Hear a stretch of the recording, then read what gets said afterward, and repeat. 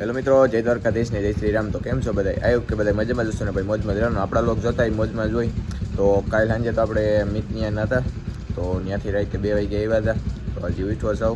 તો હવે આપણે આજ તો હામી કોઈથી રહેવાનું છે, આપણા ડાંગર પરિવાર તરફથી. કાલે આની કોઈ વદાડી લીધો, આજ આ તરફથી વદાડવાનું છે. આપણે ગામમાં જ છે, જાન ગઈ છે ભાઈની ગામમાં છે બધું. તો જઈએ ત્યાં જઈને જ બ્લોગ કન્ટિન્યુ કરીએ. આજ માહોલ બતાવું બધોય તમને.